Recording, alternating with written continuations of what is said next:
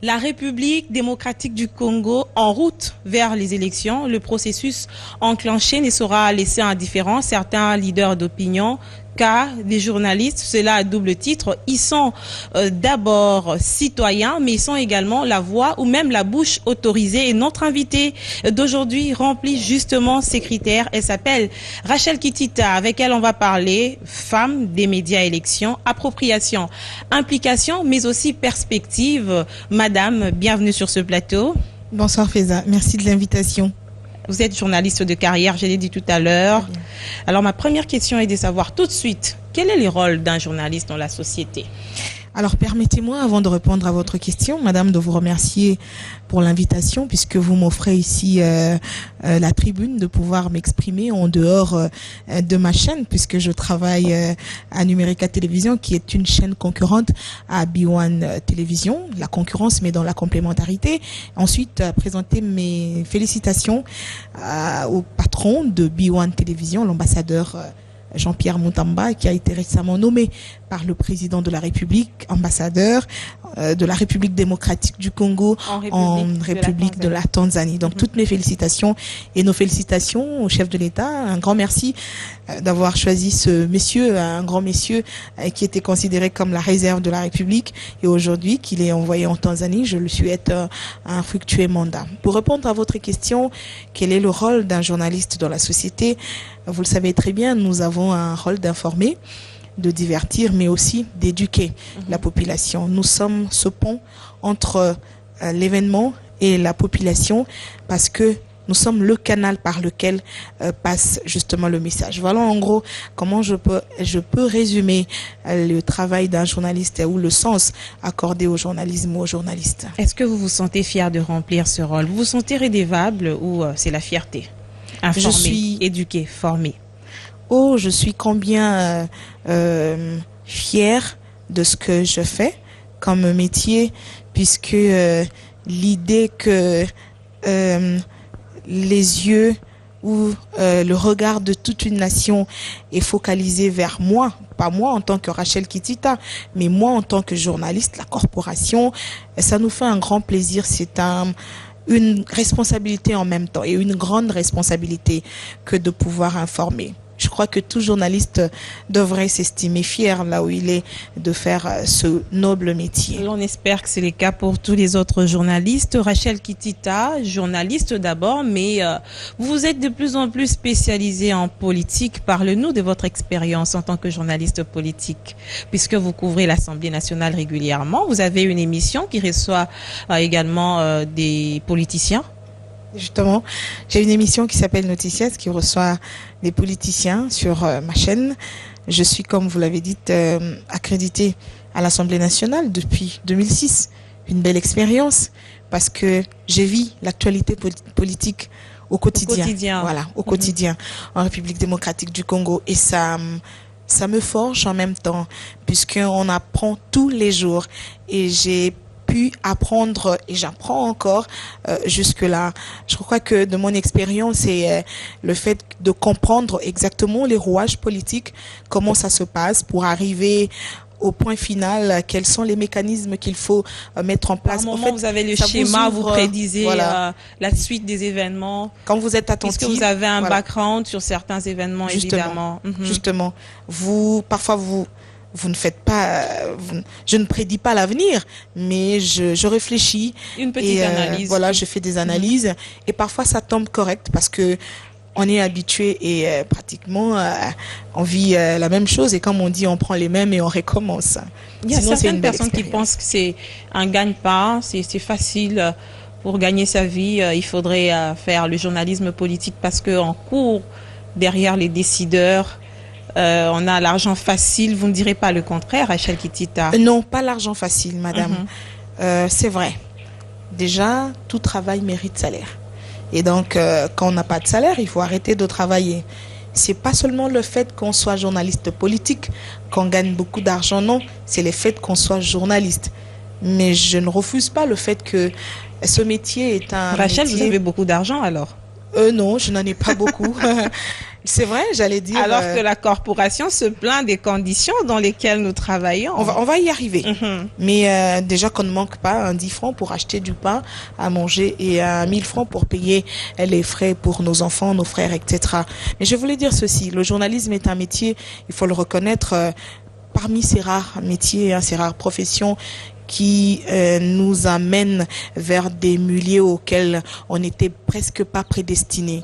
C'est ce métier qui vous donne le siège à côté de riches, les faibles à côté de forts, qui vous introduit dans les milieux de grands. Mais il faut faire très attention, sinon quand on aborde ce métier ou ce desk politique avec beaucoup de légèreté, on risque parfois même de laisser sa peau et parfois même on n'a pas de crédibilité parce qu'on s'y prend avec beaucoup de légèreté. C'est vraiment un métier. Par rapport à vos années de carrière, par exemple, sur cette question de journalisme politique, des menaces, vous en avez eu? Jusque-là, non. Non, jusque-là, non. C'est quoi votre secret? Vous restez objective? Oui, j'essaye. Je fais de mon mieux pour rester objective, pour traiter l'information en toute impartialité. Je veux quand même revenir à ce que vous aviez dit. Je vais rebondir avec. Vous avez dit, quand on est journaliste politique, par moment, ça vous permet d'arriver où on vous attendait pas, de rencontrer des grands. Le journalisme mène à tout finalement. Jusqu'où pousseraient les ambitions de Rachel Kitita? Reposez-moi la question, dans 2 ans, je vous reprendrai. Pour l'instant? Et pour l'instant, je suis journaliste. Je reste journaliste pour l'instant. Et voilà. Mais du moins, le journalisme mène à tout. On a vu des journalistes nommés ministres, des journalistes députés, des journalistes PCA. Ça veut dire que c'est quand même un métier qui nous ouvre au monde dans tous les secteurs, n'est-ce pas? Tout à fait, vous l'avez dit. Ça nous mène à tout, finalement. Ça peut vous amener à fréquenter les grandes universités pour poursuivre vos études ou faire des recherches. Ça peut vous amener en politique, ça peut vous amener en tout cas partout. Et moi, ça peut aussi m'amener partout. Mais pour l'instant, je suis encore là. J'espère bien que j'aurai l'occasion de vous recevoir dans 2 ans pour vous reposer la même question et voir jusqu'où le journalisme vous a emmené. Rachel Kitita, journaliste politique. Il faut dire que sur le plan politique de la nation, ça a bougé en quelques semaines. On a eu beaucoup d'événements. Je parlerai du moment où on attendait la convocation du dialogue. Finalement, il n'y a pas eu cette convocation du dialogue. L'auto-exclusion du G7 qui a poussé à la révocation, de la révocation à la démission de certains. Finalement, le G7 qui s'est proclamé comme un mouvement de l'opposition. Ça, c'est la dernière actualité que nous avons eue. Comment vous analysez cette situation en tant que journaliste, Rachel? Alors, c'est comme un avion en plein vol. Je considère cette période comme une période où on passe la zone de turbulence. Et cette zone de turbulence, c'est dû à l'évolution de la situation politique, cette situation qui est très dynamique, puisque la politique, elle est dynamique. Je crois que c'est à prendre, c'est à mettre à l'actif donc du dynamisme de la politique en République démocratique du Congo. Mais ce qu'il faut souligner, c'est que tout ce qui se fait doit se faire pour l'intérêt supérieur de la nation, pour l'intérêt de la population congolaise. Il ne faudrait pas qu'il y ait auto-exclusion, qu'il y ait le G7 qui rejoigne l'opposition juste pour un besoin de repositionnement ou non, mais il faudrait que tout cela soit fait pour le bien-être de la population. Et à votre avis? Et comme la Constitution de la République parle du pluralisme politique, il faut qu'il y ait une opposition pour faire le contrepoids aux côtés de la majorité. Mais tout ça pour l'intérêt supérieur de la nation. Et vous pensez que certains observateurs politiques estiment que cette situation est en train un peu de nous distraire, on passe à côté de la plaque au moment où le dialogue était attendu? Est-ce que aujourd'hui c'est opportun encore de parler du dialogue, Rachel Kitita? Justement, je crois que en cette période, avec cette situation que tout le monde constate en RDC, il faudrait pas que, comme Madame Feza, vous le dites, il faudrait pas que l'on soit distrait. On ne doit pas oublier l'essentiel. L'essentiel, c'est d'accorder à ceux qui me suivent. Je sais que Biwan est suivi partout. À ceux qui me suivent à Mujimai, à Kenge, dans le Haut-Touélé, dans le Nord Kivu, etc., dans toutes les 26 provinces. 25 provinces plus la ville de Kinshasa puissent se retrouver. Je crois que le dialogue est très important dans le sens où ça va nous permettre de baliser le chemin pour des élections apaisées. Imaginez qu'aujourd'hui, Madame Feza, il n'y ait pas de dialogue. Du coup, la CENI convoque l'électorat. Vous savez ce qui va se passer? De l'autre côté, ça va trembler. De l'autre côté, on va jeter de pierres. De l'autre côté, et ça va encore appeler des frustrations. Non, le sang de Congolais a suffisamment coulé. Je crois qu'on n'a plus besoin de compter les nombres de morts. Enfin, sincèrement parlant, c'est une question qui me préoccupe parce que ceux qui sont hostiles au dialogue estiment que c'est une voie vers les glissements. Parce que si on respecterait la Constitution, logiquement, il n'y aurait pas de dialogue. Ça, c'est selon ceux qui se disent non partant à cette table des négociations. Et on est le 40e aujourd'hui. C'est le calendrier global de la CENI. On était censé être à la fin de la campagne électorale, pratiquement vers la fin de la campagne électorale, pour l'élection des députés provinciaux. En principe. Non, il n'en est pas le cas. Je crois qu'il faut mettre de côté nos sentiments. Il faut voir l'intérêt de la nation. Il faut voir de quel côté rebondir pour que nous puissions nous en sortir sans couac, que nous puissions nous en sortir sans compter les morts en République démocratique du Congo. Je crois que la main tendue du président de la République doit être saisie. L'opposition doit saisir la balle au bon pour finalement discuter de ces questions et pouvoir harmoniser ensemble pour qu'il y ait un calendrier consensuel afin de nous amener aux élections. Pour qu'il y ait un atterrissage en douceur et peut-être, je l'espère aussi, l'alternance politique. C'est ce que tout le monde souhaite, Rachel Kitita. Vous l'avez dit tout à l'heure, le train des élections est en marche en dépit de quelques difficultés que nous rencontrons, évidemment, par rapport au respect du calendrier. Il y a des problèmes de financement, mais nous, dans cette émission, puisqu'il s'agit de l'émission Femmes, je l'ai dit au début de l'émission, nous parlons des femmes, des médias et des élections. C'est quoi notre rôle pendant cette période, nous, journalistes femmes? Notre rôle ne va pas aller à l'encontre du rôle en général de la femme, du journaliste congolais. C'est ce rôle de passer le message. On est femmes, nous devons encourager aussi les candidatures féminines, pas forcément appeler seulement des femmes sur nos plateaux de télévision, mais passer le message de manière à ce que toutes ces femmes qui ont l'occasion de nous suivre, de nous lire, de nous écouter, radio, télévision, presse écrite, de pouvoir comprendre le bien fondé de la participation de la femme dans la vie politique. C'est vrai qu'aujourd'hui on dit la femme ne vote pas la femme. Pourquoi elle ne vote pas la femme? Parce qu'il y a des préjugés. Parce que beaucoup de préjugés en République démocratique du Congo, du fait de la coutume aussi. Oui. Alors, le journaliste doit se saisir de cette question pour pouvoir passer un message positif, de manière à ce que les femmes puissent changer la manière de comprendre la femme politique et que la femme demain donne l'occasion à la femme de pouvoir la représenter au sein de nos institutions. Ce rôle passe aussi par l'appropriation, par le journaliste lui-même de ce processus. Est-ce que c'est le cas quand vous faites une petite observation à travers nos médias? Est-ce qu'on s'approprie du processus électoral en cours? J'aimerais pas être comme l'arbitre qui je zappe et puis mais je suis un peu déçue des journalistes femmes parce que nombreuses ne se saisissent pas de la question. Il n'y a que quelques-unes qui comprennent et qui s'approprient de la question. J'aimerais que dans toutes les rédactions, au moins qu'il y ait 2-3 journalistes qui fassent des émissions ou qui fassent des reportages, des enquêtes, des interviews, des magazines en rapport avec justement les élections. Ça sera vraiment une très bonne chose et ça va aider à l'implication de beaucoup de femmes dans le processus électoral. Et jusqu'où irait cette implication du journaliste pendant le processus électoral? Il faudrait qu'on se le dise, on a toujours eu le CESAC à l'œil pendant cette période pour qu'il n'y ait pas de dérapage, parce que le journaliste par moment, après avoir eu le coupage, comme on le dit dans notre jargon, met son professionnalisme de côté, il y a dérapage. Mais jusqu'où irait justement cette implication du journaliste pendant la période du processus électoral? Non, déjà quand vous parlez de coupage, je crois que nous, il ne faut pas marcher sur le code d'éthique et de déontologie de journalistes en République démocratique du Congo.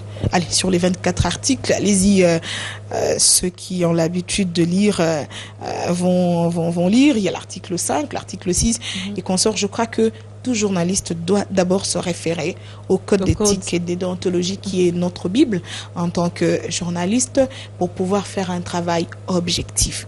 Il ne faudrait pas étouffer certaines vérités.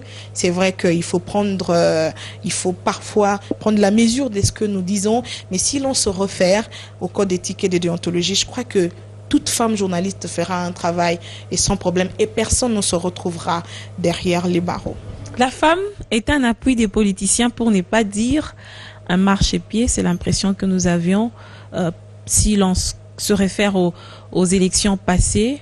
C'est la femme qui est là comme élément de propagande. C'est elle qui vote les plus. Mais en fin de compte, quelle est la place qu'elle occupe dans cette sphère politique après avoir fait ce travail? Ne pensez-vous pas que la donne doit changer, Rachel Kitita? Justement, Madame Feza, la donne doit beaucoup changer et ça partira de la femme elle-même. Ça partira de la femme du fait qu'elle prenne conscience de ce qu'elle vaut, de l'apport de ce qu'elle vaut elle-même et de ce qu'elle donne, on va dire, à l'homme, de son apport dans la vie politique. Il faut arrêter de marcher sur les femmes. Je crois que par moments, ces femmes-là, il faut aussi que nous arrêtions de nous faire marcher. C'est ce que tu allais dire, je pense. C'est cette question. Il faut que nous puissions arrêter de nous faire marcher. Regardez déjà dans toutes nos rédactions. On a combien de femmes rédactrices en chef? Il y a combien de femmes directrices? Pourtant, il y a beaucoup de femmes qui embrassent la carrière de journaliste. La profession se féminise de plus en plus. Les sondages, les études montrent qu'il y a plus de 50% des femmes, disons 60% des femmes qui vont étudier dans les écoles de journalisme en République démocratique du Congo. Mais il ne faudrait pas que ces femmes soient là juste pour remplir les rédactions. Il faudrait qu'elle-même, la femme, prenne conscience. Et cette femme qui vote, regardez dans les partis politiques. Il y en a combien qui ont des partis politiques, qui tiennent des partis? Il y a combien de femmes dans les partis politiques qui sont secrétaires générales? Arrêtez alors de réclamer la parité si vous n'êtes pas en mesure de relever ce défi. On doit réclamer la parité, on doit amener la femme à comprendre. Je crois que le problème de la femme, c'est la femme elle-même, mais c'est aussi l'homme. L'homme qui veut que cette femme qui puisse l'aider pour que elle, cette femme, reste toujours derrière. Il faut réclamer ça. Il faudrait que la femme, puisqu'elle est aussi intelligente, on va à compétences égales sur le plan professionnel. Tout à fait. Il faudrait que la femme prenne conscience de ce qu'elle a, de ce qu'elle représente exactement, puisque c'est cette femme qui donne vie. Imaginez que cette femme qui donne vie, qui soit aujourd'hui au Parlement et qui prenne conscience de ce qu'elle est.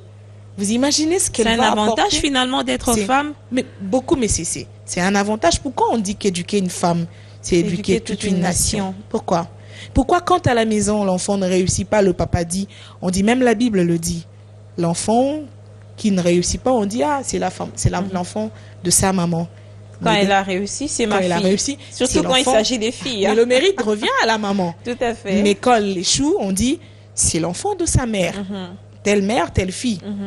Parce qu'on sait que la femme représente beaucoup. Cette femme qui a pour rôle de donner vie, pour rôle d'éduquer, c'est cette femme, quand elle est en politique, elle peut faire des miracles. Vous voyez, les seigneurs de guerre, il y en a beaucoup, hein, ceux qui dirigent des groupes armés. Vous en comptez combien, les femmes? Non, mais parce qu'elle a un cœur sensible. Tout à fait. Elle ne va pas voir le sang se verser alors que c'est elle qui donne la vie. Très bien. Et cette femme, quand elle est en politique, quand elle prend... Il y en a quelques-unes, vous voyez ce qu'elles font? Je veux peut-être revenir à vous pour savoir justement qu'est-ce que la femme donne de plus que l'homme n'a pas encore donné, mais ça sera la question à laquelle vous allez répondre après cet élément. Rachel Kitita l'a relevé tout à l'heure. Les femmes, vous êtes majoritaires, mais vous n'êtes pas votées. Et celles qui sont votées, finalement, quel est votre rapport au regard de ce qui a été soulevé par rapport aux élections passées? Il était temps de sensibiliser davantage les femmes sur leur rôle dans les élections et pourquoi pas dans la politique. Nous allons prendre cet élément et on revient pour un commentaire avec notre invité.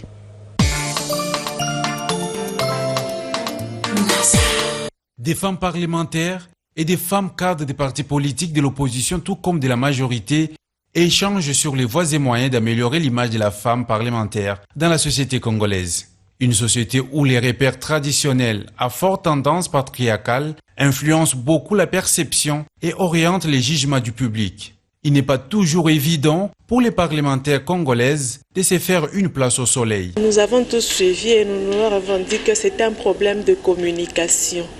Les femmes ne sont pas prêtes à suivre les activités du Parlement. Elles sont un peu loin par rapport aux activités du Parlement.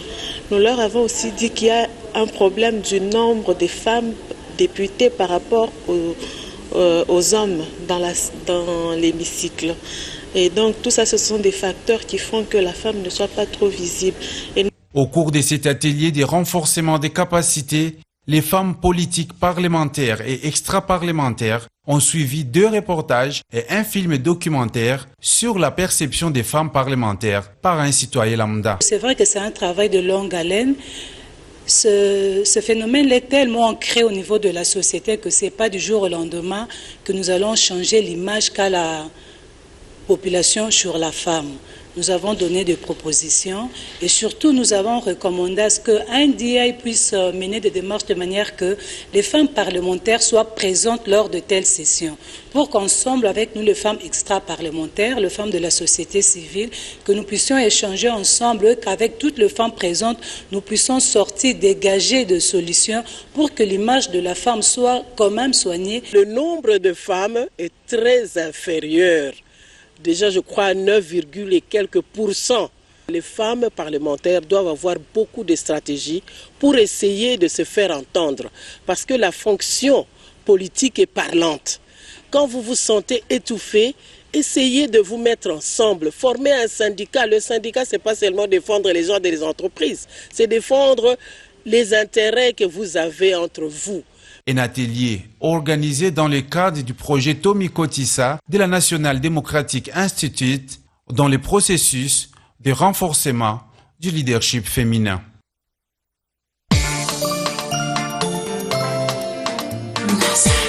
Est-ce qu'on s'y prend finalement au bon moment où on est quand même en retard? Des sensibilisations en sensibilisation et les résultats restent quasi les mêmes.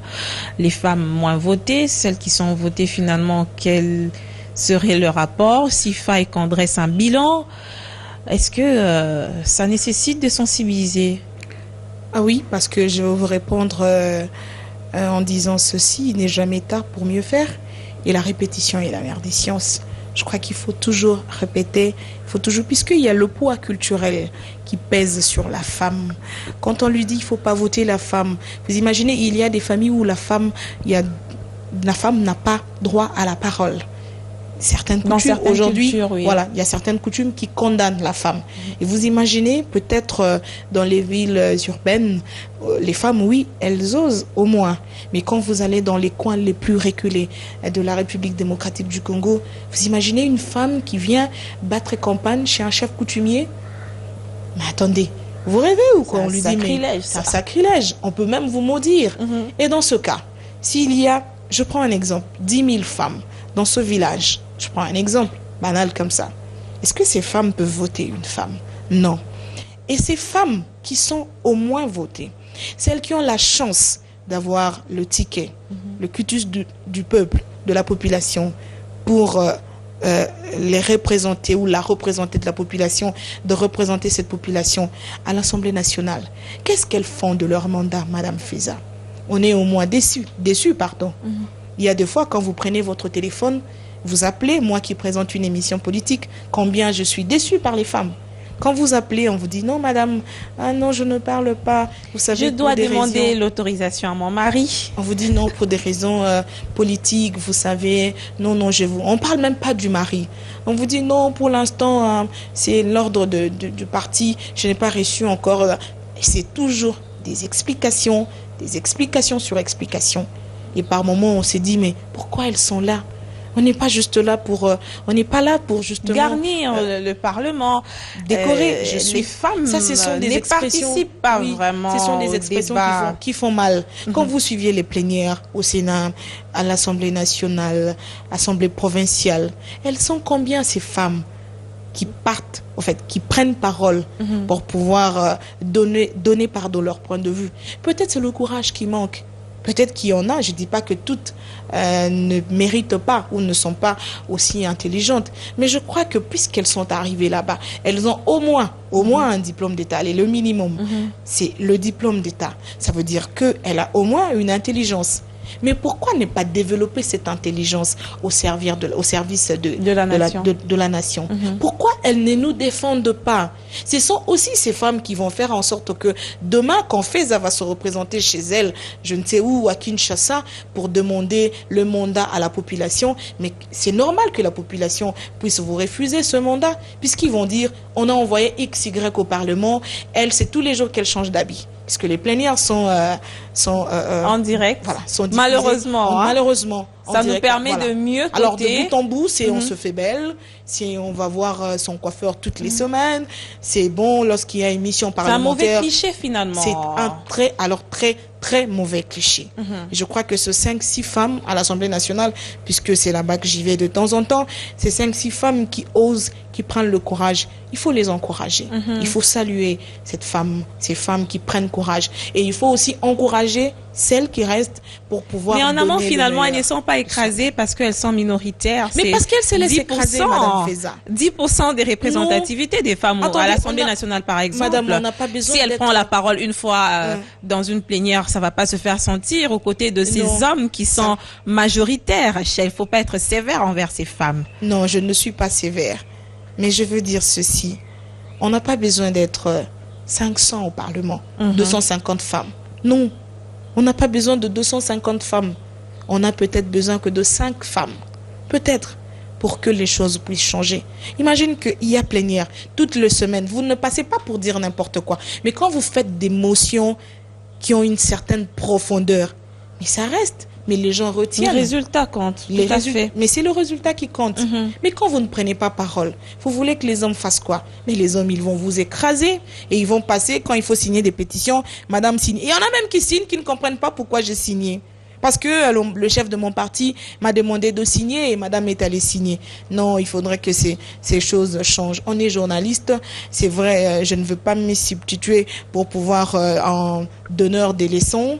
Non, je ne vais pas donner des leçons à qui que ce soit, mais j'aimerais que nos mères, nos tantes, nos grandes sœurs, nos cousines qui sont au Parlement puissent donner une autre image de la femme politique. Mais finalement, aujourd'hui, j'ai remarqué qu'il y a beaucoup de femmes qui s'engagent de plus en plus dans la politique.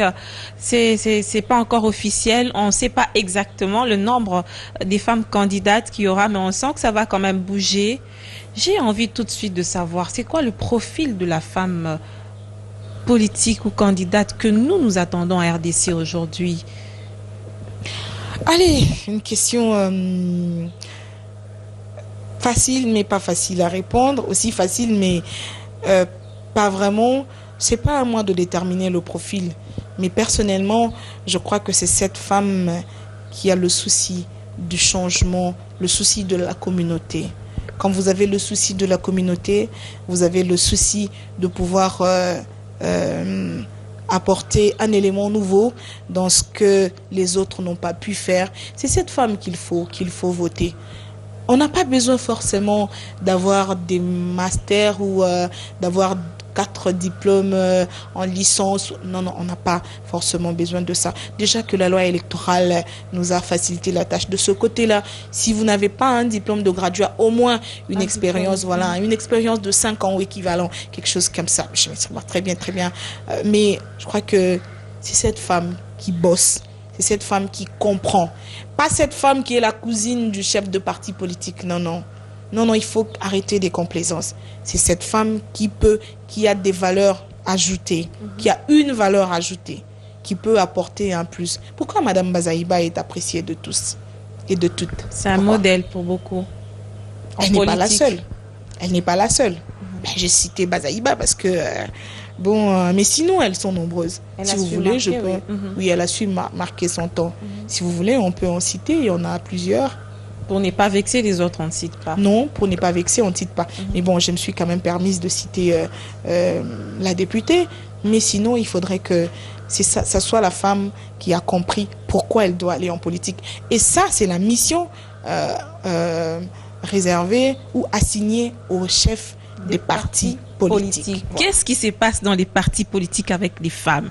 Qu'est-ce que vous acceptez comme rôle au sein des partis politiques en amont? C'est ça les problèmes. Secrétaire, assistante, chargée des sensibilisations, assistante du chef, secrétaire, la chargée des questions financières. Voilà, ça c'est le rôle réservé aux femmes. L'idéologie du parti n'est même pas assez suffisamment... Mais le secrétaire exécutif national, c'est un homme. Mais le chargé de la campagne, c'est un homme. Chargé des relations publiques, c'est un homme. Et bon, les menus frétins est réservé aux femmes. Parce qu'elles se laissent accepter. Elles se laissent marcher. Déjà qu'elles-mêmes, au sein des partis politiques, elles ne donnent pas de la voix. Je crois qu'il y a beaucoup de pesanteur sur la femme. Mais elle doit sortir des sentiers battus pour que la femme puisse donner de la voix et que cette voix puisse porter pour le changement de la nation congolaise. Alors, la femme, finalement, on a l'impression qu'elle ne s'intéresse pas beaucoup à la politique, mais c'est ces sentiers battus qu'elle veut emprunter pour y parvenir. À travers un baladeur, nous avons constaté que nos femmes sont en train de rêver de devenir ministre, mais quand on lui pose la question, une toute petite question assez banale de savoir, par exemple, qui est-elle en politique, qui occupe tel poste, il n'y a aucune information qui est filtrée ou qui passe dans ces milieux-là où les femmes se rencontrent par rapport à certaines questions aussi essentielles par rapport à la politique. Alors, on va prendre ce baladeur et on se retrouve avec Rachel Kitita, avec qui on parle femmes des médias et élections, appropriation, implication et perspective.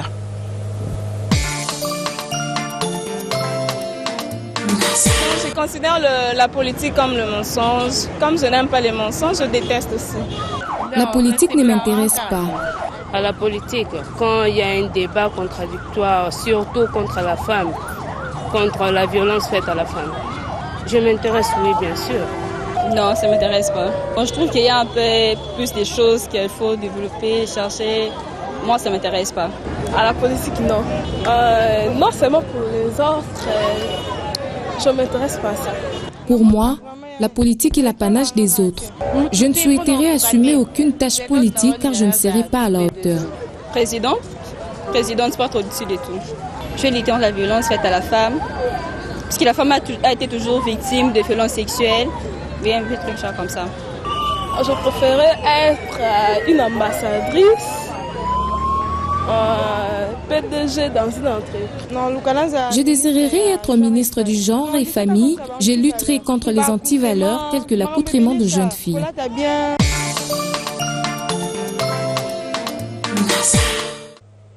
Alors Rachel, finalement c'est un cadeau qui vous est offert, les postes que vous occupez vous femmes, ou c'est par méritocratie qu'il faut réclamer certaines choses? Vous parlez des postes en politique ou de postes en journalisme? En politique en général, parce que l'impression que nous avons eue à travers ce baladeur, c'est que aujourd'hui il y a le fossé assez grand entre ces femmes leaders et l'élite sur qui nous devons compter par rapport à la relève justement. Déjà pour ce baladeur, ça fait très mal. Moi je rigole pas quand je regarde ça. Je me dis, mais on est dans quelle société? En plein 21e siècle. Mais les femmes, il y en a qui réfléchissent comme ça. Je dis, mais on a encore du chemin à faire. Mais sinon, non, je crois que les quelques rares femmes qui occupent des fonctions les méritent. Bravo. Vraiment, j'aimerais ici féliciter toutes ces femmes. Et même au sein de nos rédactions, je crois que non, elles méritent. Quand une femme mérite, vraiment, elle la mérite. Non, ces fonctions, ces femmes les méritent. Elles les méritent, ouais. On l'en espère bien. Parce qu'il y a certaines opinions, je ne sais pas si ce sont des hommes machos qui estiment que par moment la femme y va trop avec beaucoup de sentiments. C'est les cœurs qui agissent en lieu et place de la raison. L'homme congolais est victime aussi de... non, on est victime de notre environnement, de la manière dont la société considère la femme. Vous savez, la femme, c'est celle qui doit rester dans la cuisine. La femme, c'est la machine pour la procréation. Vous n'êtes pas féministe, Rachel? Non, non, non, non, non. Non, non, non. Non, pas du tout. Alors, on n'a plus beaucoup de temps. On va revenir sur les médias, puisqu'on est d'abord journalistes, nous deux. C'est vrai qu'aujourd'hui, le rôle a été un peu renversé pour vous. Inversé, oui. C'est pas toujours aisé de répondre aux questions quand on a l'habitude de les poser. Mais vous y êtes assez bien prise. Quelle est l'image que vous faites du paysage médiatique en RDC?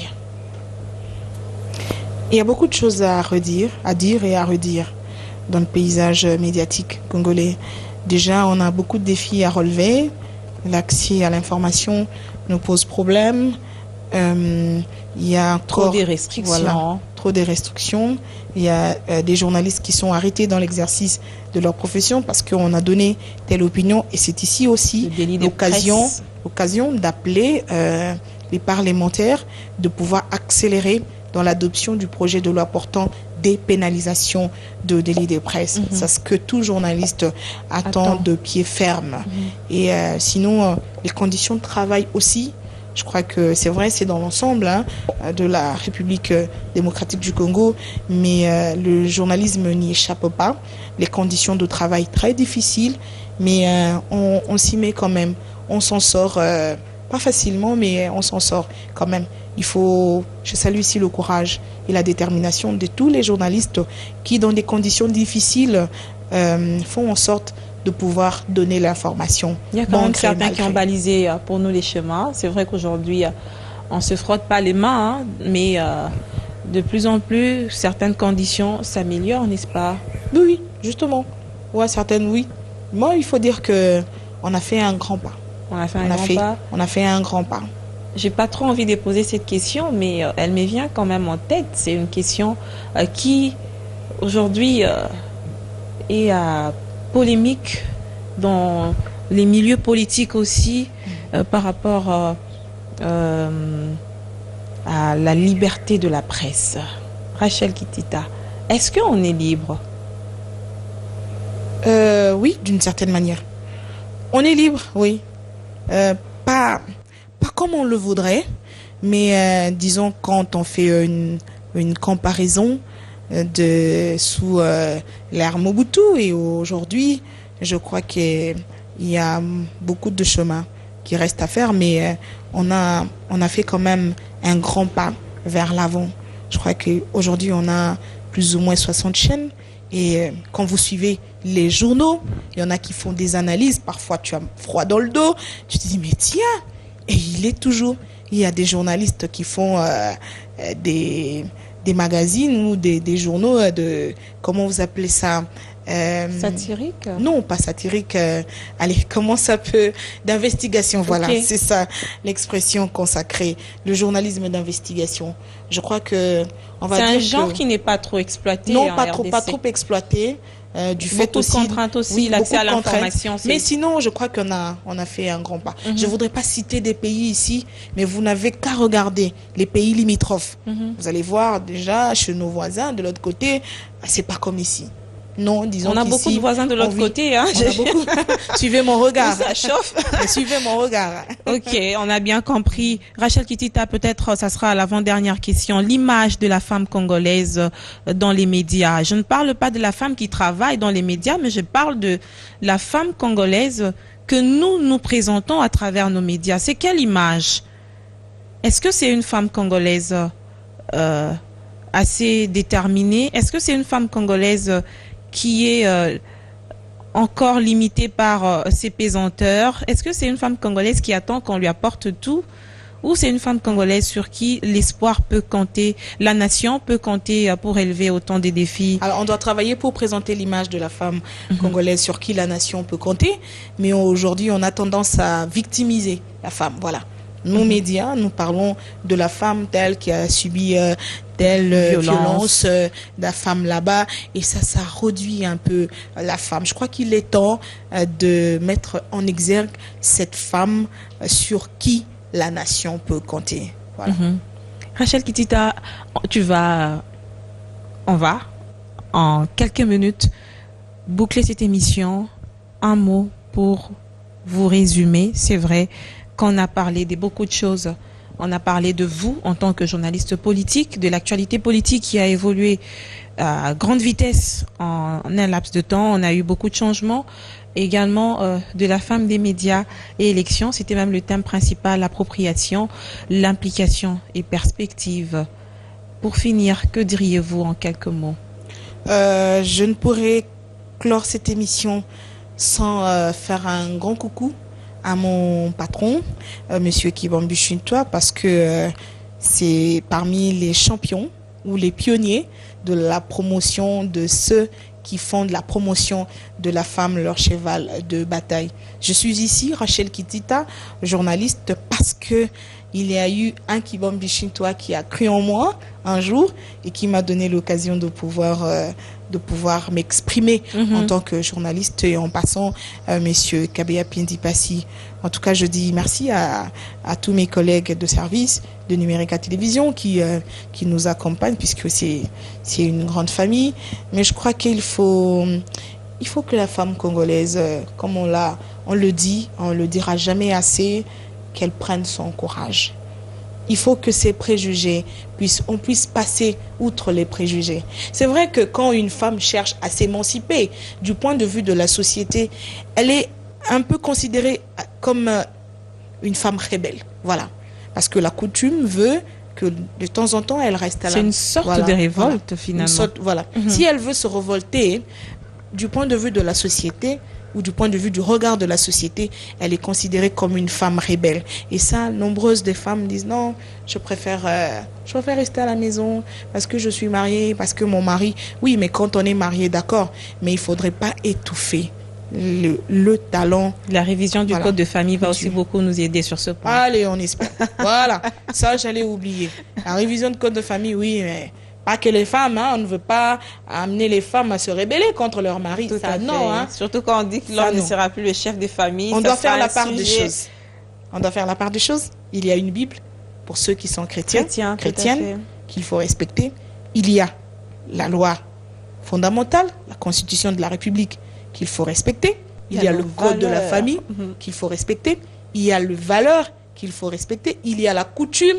Et pour nous, journalistes, il y a les codes d'éthique et de déontologie. Je crois que si vous mettez le tout en musique, la femme ira de l'avant. Elle fera un travail impeccable. Vous restez optimiste, Rachel. Très optimiste. Sur l'apport de la femme. Très optimiste. Puisque vous-même... Vous-même aussi, déjà, Madame Feza, vous apportez beaucoup, il faut le reconnaître. Merci. Dans votre chaîne B1 Télévision. Imaginez qu'il y a autant de Feza dans nos chaînes de télévision. Déjà, il y a des consoeurs, excellentes consoeurs, que je respecte beaucoup, pour qui j'ai beaucoup de respect, qui font du bon boulot. Il y a des aînés qui ont balisé le chemin pour nous. Je crois qu'il faut encourager cette femme-là. Merci Rachel. On va finir par une petite anecdote. Il y a des gens qui critiquaient pour dire qu'aujourd'hui, finalement, de plus en plus, il y a des filles qui embrassent la carrière des journalistes. Moi, j'ai dit oui, mais c'est parce que il y a des aînés qui nous ont donné envie. Ça veut dire qu'il faut quand même le reconnaître, en dépit des quelques failles qui ont été relevées. Elles restent des modèles pour nous, n'est-ce pas? Des icônes. Moi, je les appelle icônes. Merci, chers téléspectateurs, de votre fidélité à ce magazine Femmes. Ça a été un réel plaisir pour nous de partager avec une autre journaliste, une consoeur de la télévision Numérica, Rachel Kitita. Vous avez senti, elle a, avec le flair journalistique, abordé beaucoup de questions d'actualité, mais aussi la place de la femme dans ce processus électoral qui est déjà en marche. Merci de nous avoir suivis et à très bientôt.